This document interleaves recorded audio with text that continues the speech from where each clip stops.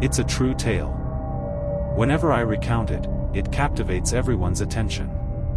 That's why, in the summer of 2020, my friends Alex and Violet and I decided to embark on a vacation in the mountains. We were all eager to get away from it all. To escape, we stopped in a remote mountainous area and planned to set up camp for the night and explore different hiking trails. We had heard about a beautiful cabin in the woods that we thought would be perfect for our adventure. The parents of all of us had rented a cabin with a fire tower before, so we were thrilled about the opportunity. However, the cabin we found was located near the fire tower, which was all we had available. We decided to make the most of it and booked the cabin a few weeks in advance. Despite its proximity to the fire tower, the cabin was clean, private, and affordable. We were excited to spend the night there and let our imaginations run wild. We brought our camping gear and prepared for our stay. Violet brought some acid to the cabin, which we used to take acid trips during our nightly activities. I recall kissing the sheets, preparing for our adventures. Upon arrival, we departed from the driveway and headed to the cabin. I felt a strange sensation in my stomach that I couldn't explain. I told Alex and Violet that we should not consume alcohol. Violet had been upset the night before, and we had a serious argument, but I stood my ground and knew we shouldn't make a fuss. Tonight, the tension finally subsided, and we left the cabin, which was approximately a 30-minute drive from the nearest city. We were apprehensive as we drove along a rough road that led to the summit of the mountain. There were no amenities or other camping spots, just a long, winding road that led to the cabin at the top, where we settled in and lit a fire to stay warm while the dust settled. At night, we heard. There was a distinct sound of an engine on the road. Then we saw a flash of headlights, accompanied by 3. The children arrived, and our tension subsided. They smiled, waved at us, and proceeded to the fire tower. They climbed to the top and departed. We had heard that visitors occasionally come to the fire tower, but they were the only ones to do so. He entered. We extinguished the fire and entered the building. We consumed a few hot dogs until they were warm. They were swiftly consumed. We sat in silence, unaware of how much silence there is until we find ourselves in the midst of it. You can hear every rustle of leaves, the whisper of the wind through branches. You become so accustomed to white noise, living in the city, where there is always the hum of the air conditioner or the muffled roar of traffic that you need to focus on. But here, it is the closest thing to white noise. We could hear our own breathing, and we jumped at every sound. We were too frightened to speak, and finally, I had enough. I opened a few bottles of wine and handed them to Alex and Violet, then set up a game board on the table between our beds. The table was positioned between our beds. By the way, it didn't take long for us to relax, and we started laughing, enjoying ourselves more than we had imagined. We were more sober than we thought we would be, but still able to ignore the sounds outside. Later, we remembered hearing noises in the background, the crackling of branches or the muffled sound of an engine. None of us wanted to disturb the mood, so we ignored it until a human hand reached through the window and tapped it 3 times, as if we were all screaming. Instantly, Alex called 911 and turned on the speaker, relaying his message. I held my breath and waited for anything else. Noise, whoever it was, or whatever it was, we would have heard them. They called 911, and then they were careful to do it silently. The retreat dispatch service arrived about 20 minutes later, which was great luck for an emergency call at 1 a.m. Their dogs combed the area. The mountain is nothing, although they suggested it could be a bear, but I could tell from their faces that they didn't believe it for a second. We barely cooked these hot dogs. And why did the bear have to break the window next to a couple of screaming kids? Not the one closest to the pot we were cooking, and also, why is the bear knocking? From the window, we could hear a man shouting as we approached the bear. The bear was retreating, but we had no answers. They had told us a story about how they had been running towards us, and then we had come across a car at the bottom of the mountains. That was the only sign of life we had seen, and I remember my blood running cold. Violet and Alex were too exhausted to bear the weight of what they had seen, and they died of a new horror. Violet's car was covered in dust and handprints that did not match ours. We gathered our belongings and threw them into the car, eager to leave those mountains behind. We followed the police, grateful for every pothole on the road. We found ourselves further and further away from the danger we had encountered. The huts were miserable, and I couldn't sleep. The sound of a car on the road kept echoing in my mind. I recall nothing else about that mountain. It was a narrow path that led to the summit, with no alternative routes or exits. There were no campsites, perhaps only a fire tower, and the visitor decided to frighten me with their headlights. Have you seen the children who were there earlier? The headlights, whoever they belonged to, stopped. We continued our journey, for they did not want to be seen, they desired silence and secrecy. Whoever it was, they were not seeking cheap thrills, they had planned it in advance. I believe they did not want me to discover what had happened. The man on the mountain had planned it for me. I am unsure if it was a prank or a beginning. I am grateful to Alex for calling 911. It is fascinating how resourceful and helpful a call for assistance can be. Our guest was astonished to discover that we offered a service. It was a delightful surprise. My friend Lily had a house by the lake in Washington, and one summer, she invited me and my cousin, Evan, to visit. We had a wonderful time, and on the last evening, as on the previous nights, we went fishing on the lake. It was only a short walk from her cottage, and the fishing was excellent. Around 7 p.m., we decided to head to the beach. Although we had to pass through a small wooded area, there was a path that was busy during the day, with women running with strollers and children running to another nearby beach. Our beach was a little more secluded, and there was no path leading to it. The descent from the mountain to the beach was steep and slippery, but on the way back, I had to climb on all fours to reach the top. We remained on the shore until approximately 8:30 a.m. We were sitting in the shadows, enjoying the tranquility. We were good kids, and mostly just sat on the log, chatting. It was one of those moments when you suddenly look back and realize that it is getting dark. I informed Lily and Evan that it was probably time to go home. They agreed, and we began to pack up. This was the last time we would be on the beach. My overactive imagination went wild. I became frightened. We climbed the hill, and I told them that it was spooky at night. Then he made it even worse by sharing a story about mountaineers from the 1960s.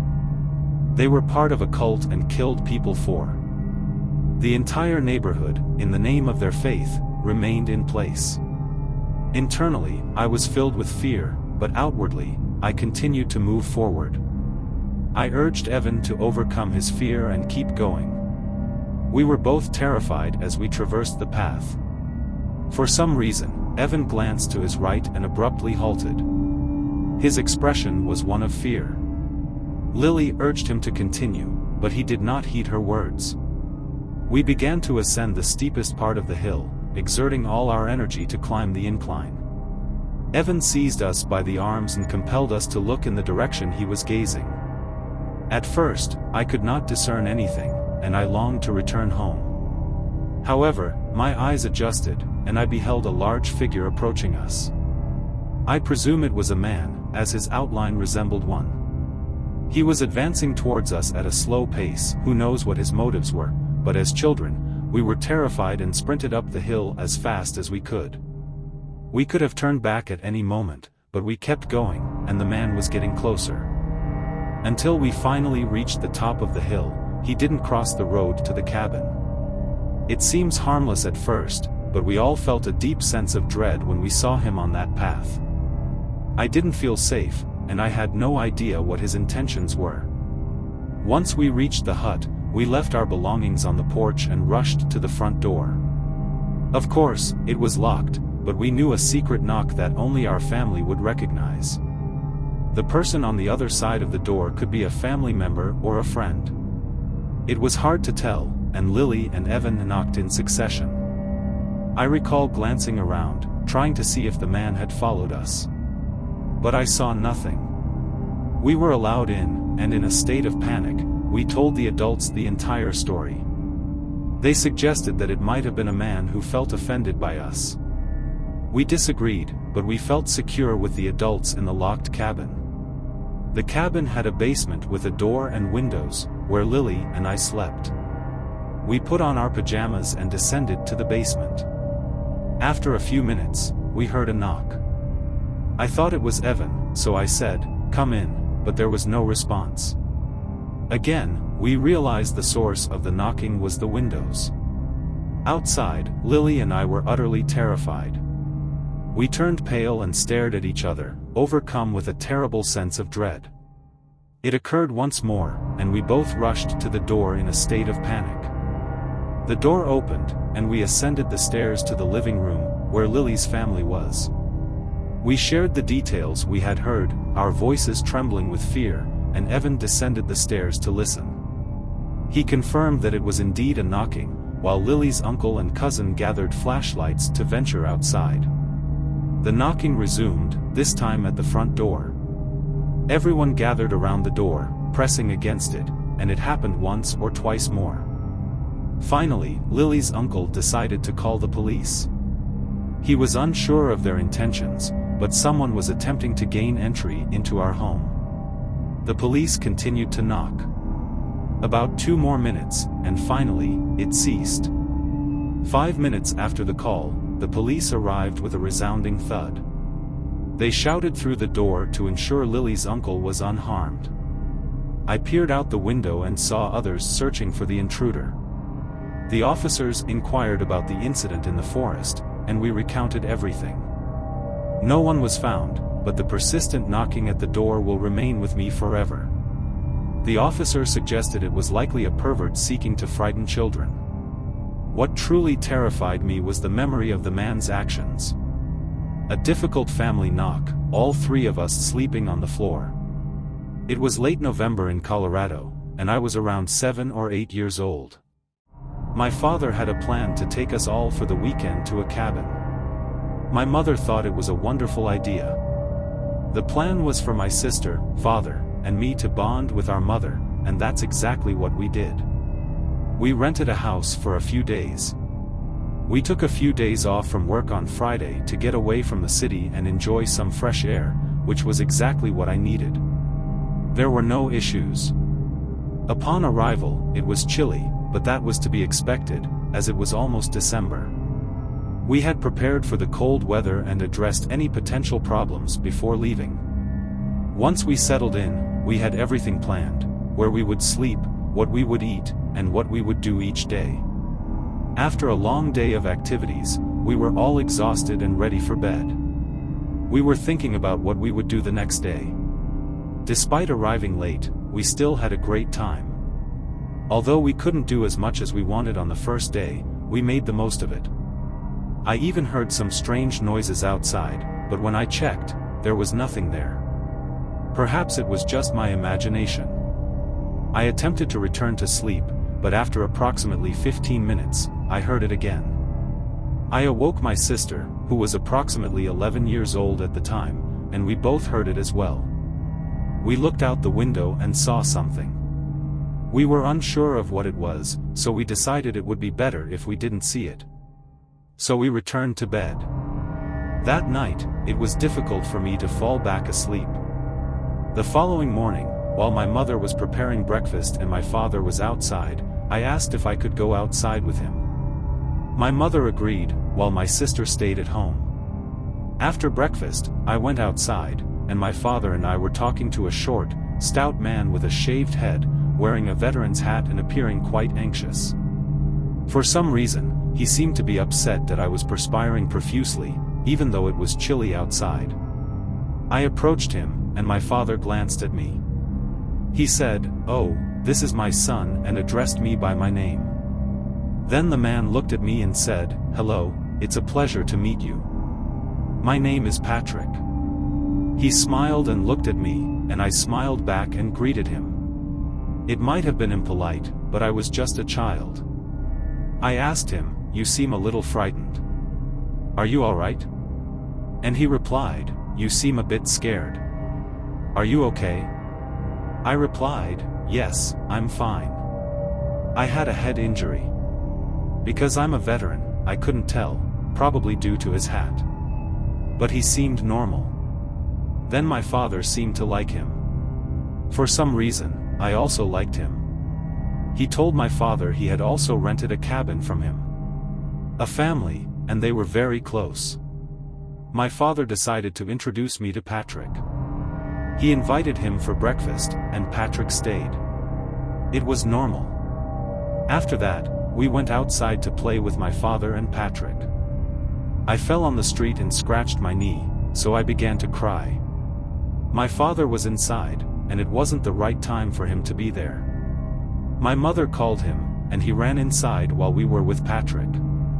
Then Patrick came up to me and told me to come with him to his house. I agreed, and we went with him. We talked about what I like to do, and I told him about the video games I play. Then things got weird, and he asked me about my shoe size and age. He didn't know his own shoe size, so I told him. That's correct. However, when I revealed my age to him, he simply responded with a simple, "That would be wonderful." It was a pleasant response, and more importantly, his cabin was not located near ours. It took at least 20 minutes to reach it. I was exhausted, so I decided to continue on my way.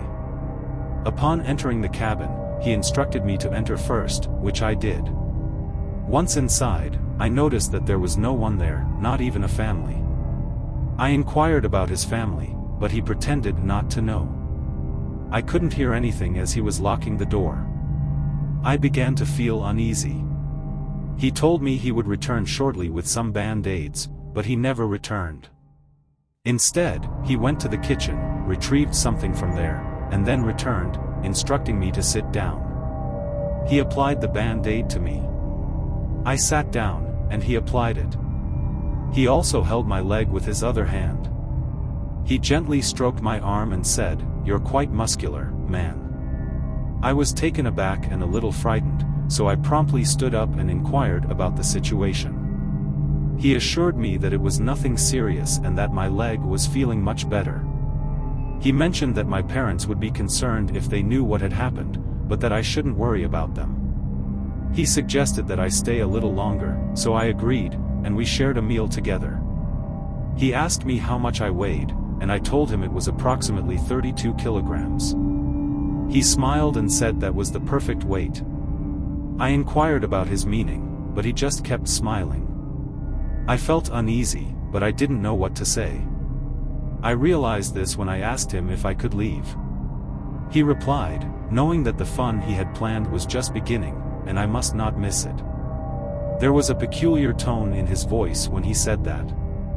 I heard a loud thud coming from the bedroom. It was the sound of a door closing. Patrick stood up and appeared to be slightly angry. He entered the room and shut the door. There was a door behind him, and I could hear him shouting, "I can't move, stay where you are. I have guests," or something like that. After that, he emerged with a smile on his face and slowly closed the door, saying, "Sorry about that. It was mine." His wife, who was very ill, couldn't be around people. Today's guests were, he said, and he smiled. He said that he really wanted to go, too, and that he noticed that there were clothes everywhere and they were very dirty. He must have been living there for a while, as his wife came out and said, "I'm hungry." At that moment, the man looked furious and yelled for his wife to come back. She was very pale and seemed to have been crying a lot. She had dark circles under her eyes and was sniffling. She glanced at me, then. When I returned to the room, I asked him, "Where are your children?" and he didn't respond. He said he had children's clothing and wanted me to try it on, which was the last straw for me. I needed to escape that situation, but I didn't know how. So I started crying, and he hugged me, telling me everything would be alright, and nothing would happen. And it did, so just try. He went to the back room, and I thought it was a good time to leave. I unlocked the door and tried to leave as quietly as possible. I didn't care if I got lost, I just didn't want to have anything to do with Patrick. Was there any chance for us? I had a feeling he was lying about having children. So who knows what would happen in the woods where I was trying to find my way out. All the way back, I could still hear him. At home, I heard him yell something to his wife. It sounded like, "Where the hell are you?" He was gone, and I knew I shouldn't have done that. Not you left him alone. You probably let him leave. I could have sworn I heard him call her some nasty names, but then it happened. I froze, unable to move. I heard footsteps and hid behind a tree. And there he was, outside, seemingly searching for me. I was far enough away that I could barely see him, but I knew he was looking for me. Then he went into the woods, and I heard him shout, "Hey baby, that's good. Now you can come back. You don't need to worry about trying on clothes. I have toys in my cabin. All you have to do is come back." I ran as fast as I could. I could, in a straight line, hope that I would encounter someone from my family. As I ran, it seemed to me that I heard shouts, but I did not pause to listen. After about an hour of running, I finally saw a cabin. It was my cabin. I rushed to it, and there was my father, searching for me. I ran up to him, sobbing, and told him that Patrick was not a good person and that he was very peculiar. My father touched my feet and so on. The man, he darted into the cabin. My father looked at me and told me never to follow strangers. We immediately departed that day, and the next day, we requested a refund from the man who had rented us the place. The owner of the cabin apologized. I called the police, and we returned to inspect the cabin, but there was no one there. The wife, his clothes, and belongings were still there. That's what we were told, but nothing further happened after that. They inquired and departed, and we have not heard from them since. They did not communicate with us or provide any information about him. The true identity of Patrick and his military background remain unknown. I am simply curious about what happened to him, his wife, and their life in general. He was married, but the circumstances surrounding his living in that shack are also a mystery. It appears that he had been there for some time. Perhaps he left because he anticipated the arrival of the police. Since he did not rent a cabin or leave any clues, there are many unanswered questions. I was only 11 years old when this occurred. Ariel, my older sister, was 14, and Belle, my younger sister, was 8. My father was a freelance programmer and earned a substantial income from his work when I was young. A considerable debt, at least $500 or more, and my mother was not the most knowledgeable in financial matters. We had never maintained a balanced budget. We rarely had any spare money, so we only went on vacation every few years, staying with a relative. My father had just finished a large project for a major client, and we decided to treat ourselves to a movie night, with my father's favorite horror film as the ultimate destination. My sisters and I were in the middle of the movie when the phone rang. He went to answer it and returned to inform us that our dog had been taken by a neighbor. We feared they would return in 10 minutes, so we paused the movie to address the situation. Later, we announced that we were going to spend a weekend at a house we didn't know what to do with.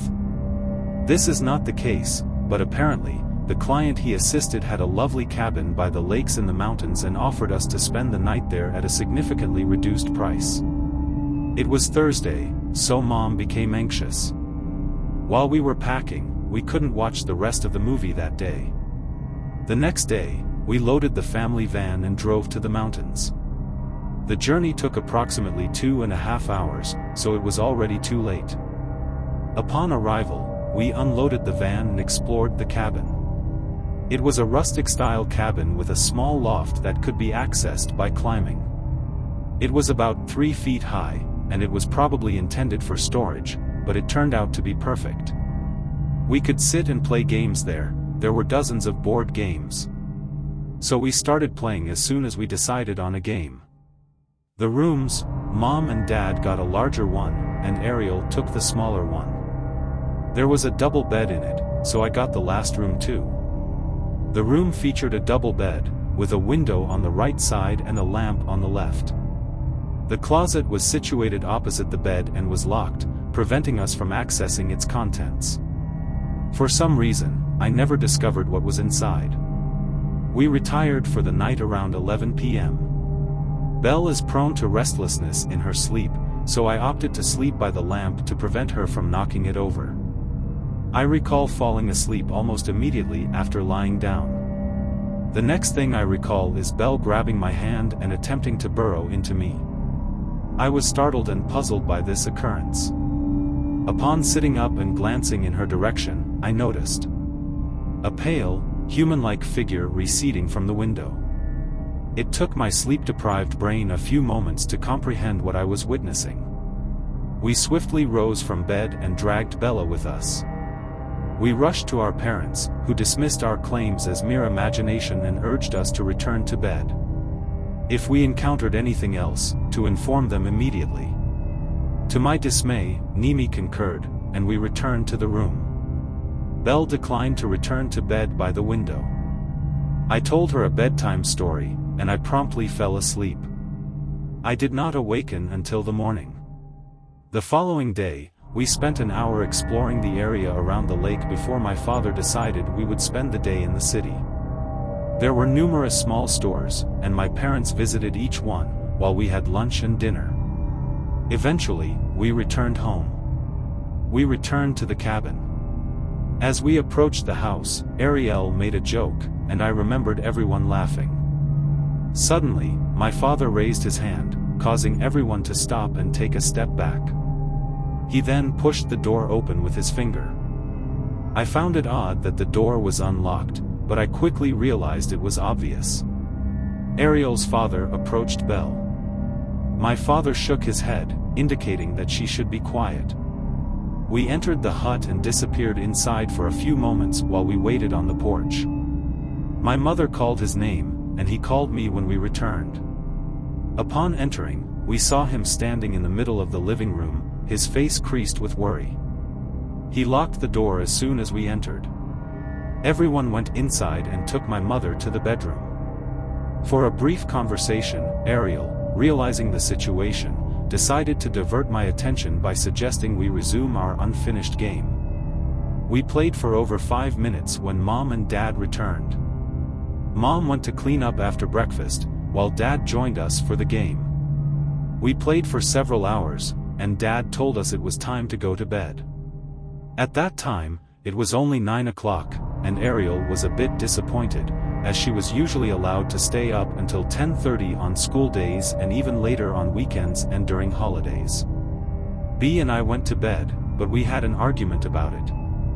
We returned to the same spots where we had slept with Belle by the windows, and I read a little before we fell asleep. When I awoke, Dad rushed into our room and turned off the light. Belle got out of bed and grabbed my hand and dragged me out of the room and into the hall. I saw Ariel, who was becoming similar to my mom, and I felt a strong smell of wine. I saw our dog, sitting in the living room. At the back door, she was bristling. Alarmed, the father didn't lower Belle and didn't let go of my hand. They ran out. We left the house and got into the van. One day, it took the Duchess half an hour to finally calm down.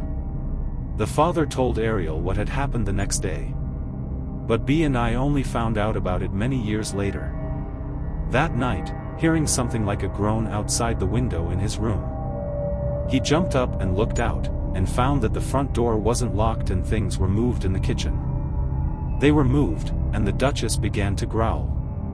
He closed the back door.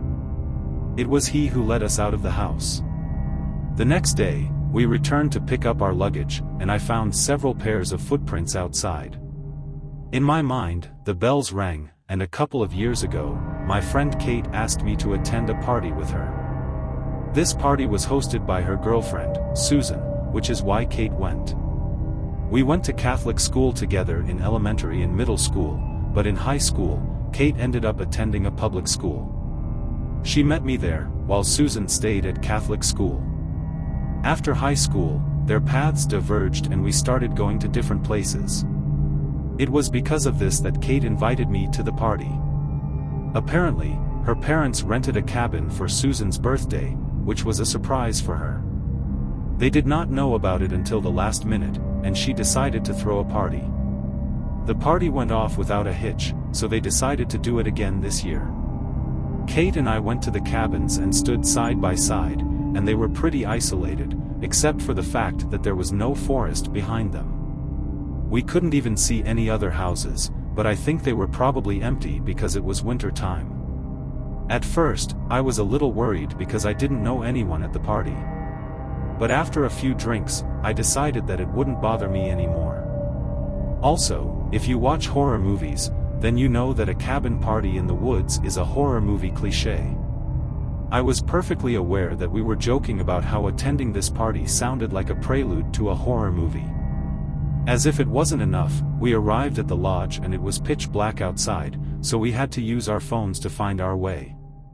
We went inside and everything seemed fine. The birthday girl was having a great time, and there were a lot of people. The strange thing was that there seemed to be a strange division at the party. Kate and I didn't know what was going on, but I accidentally found out about it when I saw a guy with a ring around his neck. The name of the city we lived in was tattooed on his neck in the form of a doodle. Kate and I laughed at it, but we were also a bit worried because we weren't sure what it meant. We wondered if he was in a gang or something like that, but I don't really remember. Anyway, the main group of people wanted these people to leave, because they thought they were drinking too much, even though they hadn't brought any alcohol with them. To get these people to leave, the group suggested that a ranger or someone else should come in. Here, and what was supposed to be just a small gathering, there were 2 cars parked outside the hut, and several people gathered. The man said that one of his friends was on probation and had to be careful not to get into trouble, so he left. The plan seemed to be successful, or so we thought. As soon as the group left, there were about 4 or 5 people left, including one girl. She came back and said, "Happy birthday" to the birthday girl, in a very loud voice, attracting everyone's attention. Everyone stared at her in surprise. Perplexed, they asked why she announced it when it hadn't even been 2 seconds, as they heard the window in one of the back rooms being smashed. Some of the windows were smashed, and people started screaming and running. They screamed, and I just sat there in confusion. Kate and I were at the party, only 15 minutes before it started. Hell broke loose, and a group of bullies I had invited showed up. They had a gun. I don't know if it was my fault, but I handled the situation badly. I just sat there, thinking that it would all work out. Most of us stayed inside the cabin, but a few people went outside to check if the group was still there. After a while, people started to leave, but there was still fear that the bullies might be nearby. Some people wanted to wait, but others just wanted to go home. I remember 3 girls who planned to stay overnight. We packed our things and headed for the door. 3 of the girls came out of the woods and we heard screaming. All 3 of them turned around and walked back to the cabin. Looking back now, it seems like a bad decision. It was a funny situation. The girls started crying, but fortunately, there was a cry from a new girl who had come to the party. She saw her friend and screamed in excitement outside. Kate and I stayed in the cabin for just a couple more hours. I didn't want to leave Susan alone, and most people had already left by that point, except for a few of us remaining in the cabin. Fortunately, we stayed the night and were able to leave around 2 o'clock in the morning. Everyone was discussing whether to call the police, but no one wanted to, considering that minors had been subjected to the situation. Plus, Susan was worried about her parents finding out about the party and deciding that she would lie about it. Thankfully, a group of potential gangsters didn't return, although that was a concern. The night was scary. All I could really focus on was the fact that something had happened. It happened in a cabin in the middle of a forest, at a party hosted by some Catholic students from my school. I had come back to pick up my dog, and then it burned down the cabin. We drove home without saying a word, leaving behind everything we had left in the cabin.